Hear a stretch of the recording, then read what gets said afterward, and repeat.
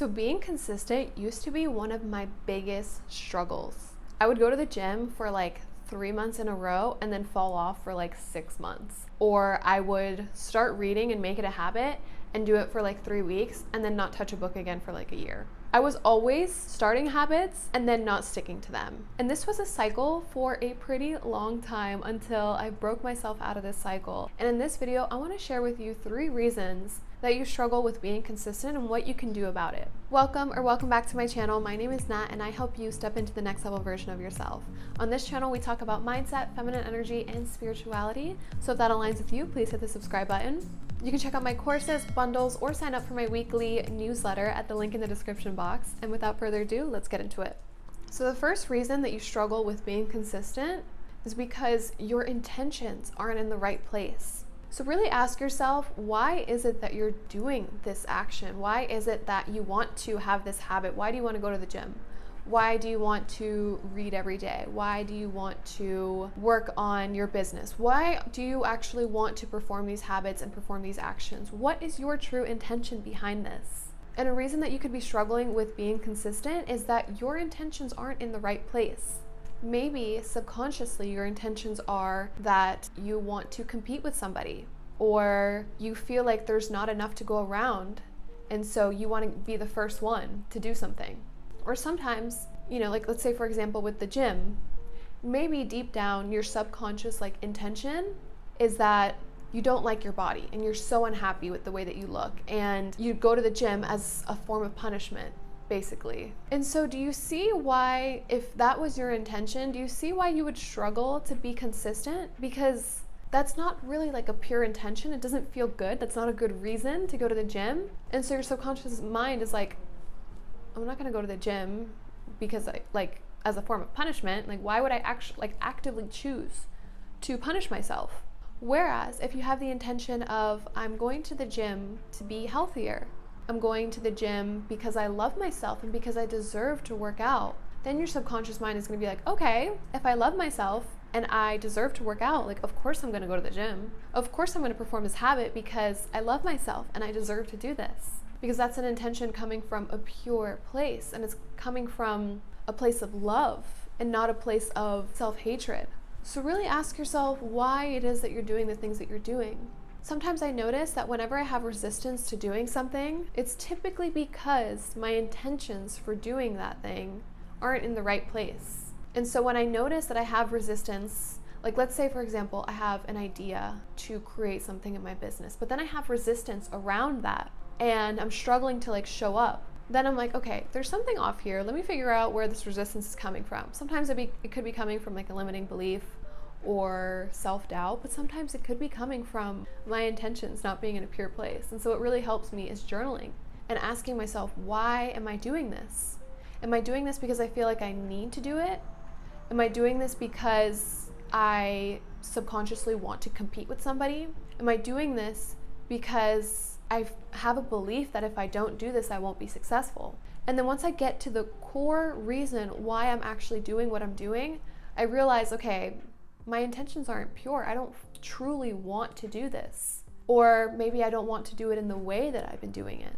And this used to happen to me with the gym as well. I used to really, really struggle being consistent with the gym. And I thought maybe it was discipline, lack of discipline, lack of willpower, lack of motivation. I was like, what is wrong with me? Why am I struggling to go to the gym? And then I realized I wasn't doing workouts that I actually enjoyed. I was going to the gym and pushing myself to the limit, and doing intense workouts. And I don't like doing intense workouts. It's too much for me. I like lower intensity workouts like Pilates and yoga and walking on an incline, but I was forcing myself to do these high intensity running and really, really, really heavy weights. I was forcing myself to do these things because I thought that's what I needed to do to reach my goals. And so it wasn't coming from a place of true desire, I truly want to do these things. So really ask yourself, do you even want to do this habit? Do you even want to go work out the way you've been working out? Do you even want to read the books that you've been forcing yourself to read? Because if you don't want to do it, why do it? Why force yourself to do something that you don't want to do just because you feel like you should do it or you feel like you need to do it in order to be successful? because you get to create your own definition of success or your own definition of achieving your goals. You get to do it in any way you feel like doing it. It doesn't have to look like the next person. So if you're doing something because you feel like you need to be doing it, then it's going to be a lot more difficult to stick to it. So create your own version of success, create your own version of achieving your goals, and make it look the way that you genuinely want it to look like. And then it'll be fun to be consistent. It'll be fun to stick to it. Because if you're doing it the way that you genuinely want to do it, you'll actually enjoy it.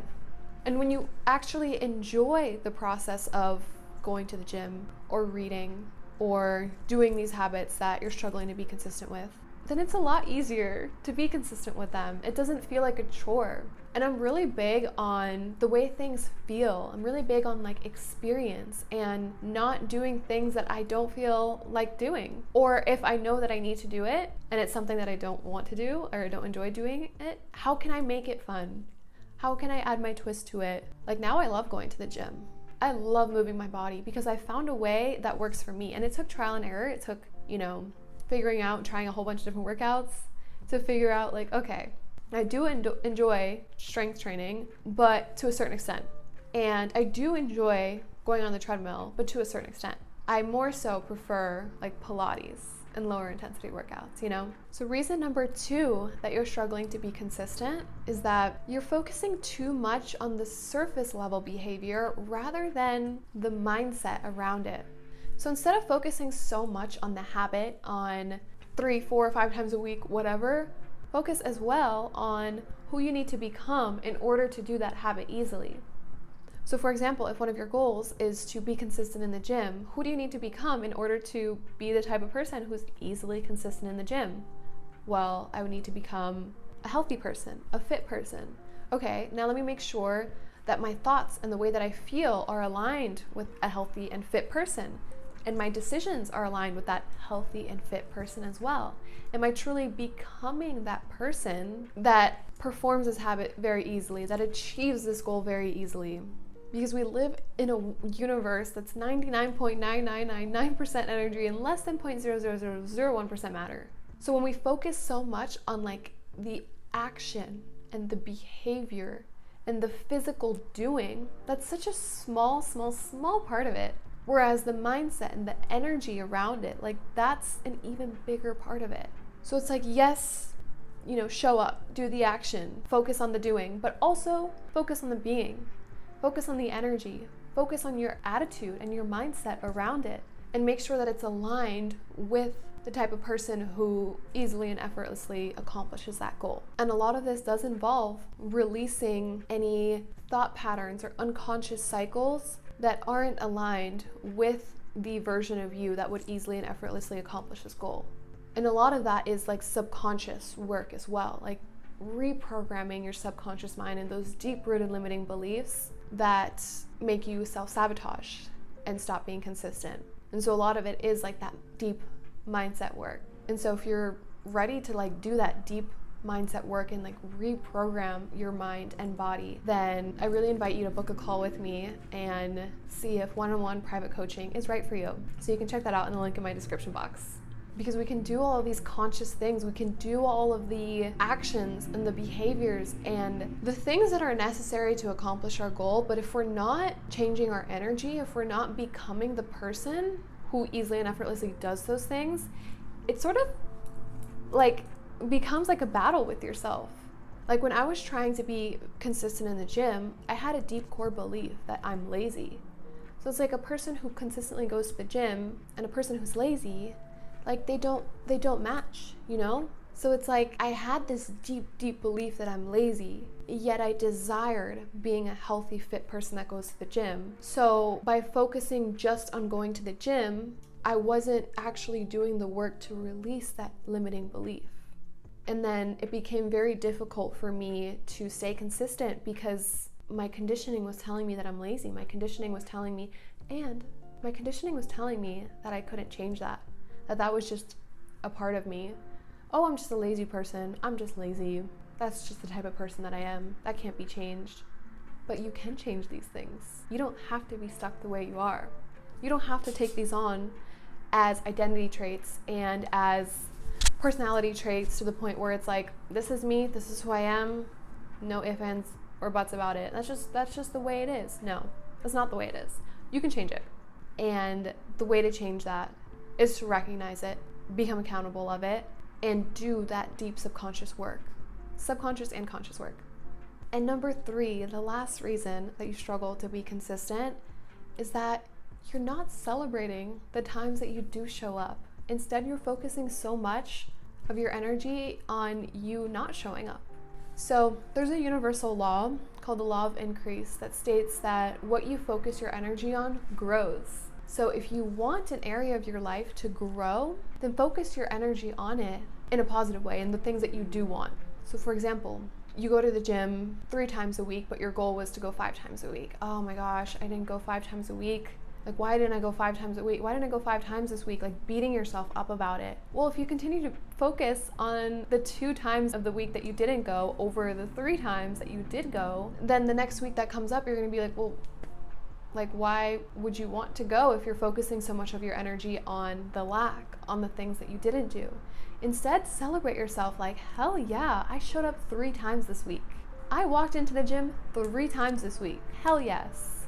Just because it wasn't my goal of 5 times this week, that's okay. Next week's another week. That's fine. I still celebrate myself every time I show up because that's how you continue to show up, the more you celebrate yourself. I remember when I was recovering from disordered eating and I was really struggling with the gym. I had a very unhealthy relationship with the gym. And when I wanted to heal that relationship with the gym, I knew that I needed to have very, very, very low expectations of myself. And I couldn't, because I used to have very, very high expectations for the gym. Like, I would only have a good workout if I was like sweating, if I was there for like an hour and a half, if I felt sore, like that was a good workout. That was good. That was when I would celebrate myself. So in order to heal the relationship with the gym and to not go so overboard with it, I started to celebrate myself for simply showing up. Some days I would literally just show up and walk on the treadmill for 15 minutes and then go home. And I was still celebrating myself. I was like, hell yes, I moved my body today. I'm proud of myself because I did the damn thing. I showed up for myself. Just because I didn't show up every single day that I wanted to doesn't mean that I am any less proud of myself. Like, I'm proud of myself for what I do and the times that I do show up, because the more that you celebrate those times that you do show up, the more that you're actually going to want to show up more. Because if you think about it, if you, like, let's say you had, you know, a parent who, like, you did something right every single day, but like the one time, and they never said anything, but the one time that you did something wrong, that's when they would like yell at you or you would get in trouble. Like, wouldn't that make you feel kind of bad about yourself? You know, like, I did so good, you know, the last 10 days, like, why didn't you celebrate that? It's kind of like the positive reinforcement. You want to give yourself that positive reinforcement and condition yourself to continue to want that positive reinforcement by continuing to do those behaviors. So celebrate yourself. And the way I like to really do this is by every Sunday, I do like a weekly like reflecting and weekly goal setting, and I'll reflect and be like, okay, what did I do this week? What didn't I do this week? And I will celebrate myself for what I did do. I will also reflect on like why I didn't do what I wanted to do, but I will celebrate myself because I showed up. So really start to be more proud of yourself for showing up, for doing the things that you want to do. And the more that you focus your energy on that, on doing those things, on the fact that you showed up, the more you're going to continue to show up. So I really hope this video gave you a little bit of insight on why you could be struggling with being consistent and what you can now do moving forward.